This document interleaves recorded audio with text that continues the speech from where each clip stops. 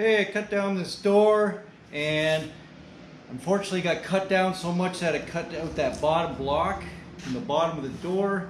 So what I need to do is fill in the bottom with the new block. You don't want to leave this open because moisture could get in there and warp the door and it could cause you problems down the road. So what we want to do is either take that block that was in the door and cut off the extra material from the door and fit that in. I find that kind of a pain in the butt. So usually what I do is just take a piece of scrap MDF and cut it on the table saw. So I cut this one already and it's ready to go in the door. What you're going to need to do first, you need to cut out some of the cardboard here that spaces the door out. You don't have to go crazy, you just want to cut some of the glue off.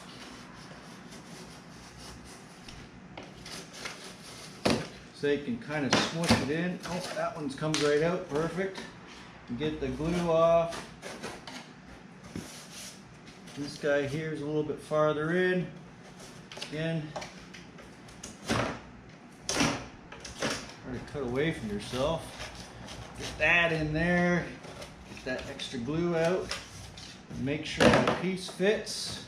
You want to keep it pretty snug. So mine's been pre-painted. You don't need it pre-painted, but you will want to seal the bottom of the door before you install it, especially if you're on a slab or in a basement, because that moisture is going to go up into the door and cause you problems. And this door actually says right on it that it won't warranty it if you don't seal the edges. So we got a nice snug fit. Take some glue. Lots of glue on there. So I usually put a nice bead on the top and get the edges.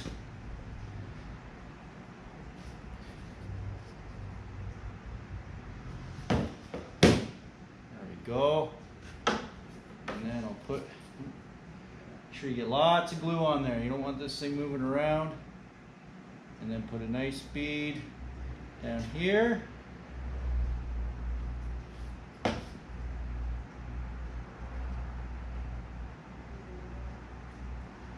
Lots of glue. Carefully fit that in.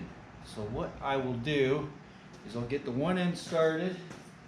Make sure you have a rag so you can clean up. So what I'll do is put a clamp on this end just so I can hold it so it doesn't go in too far. And just make sure you work it in. You don't want to go too far in because you're going to have trouble getting it out.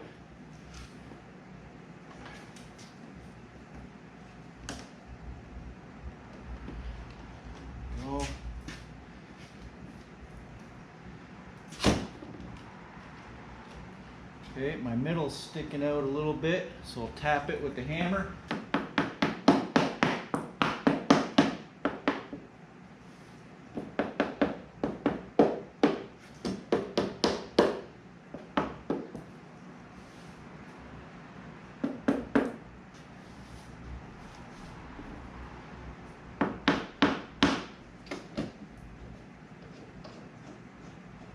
You don't want to squish it down too hard with the clamp because you don't want to dent the door.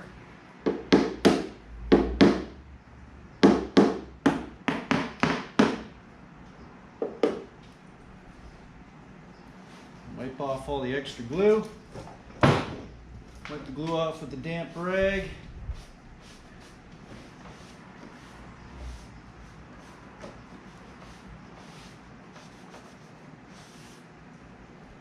Put one more clamp on there.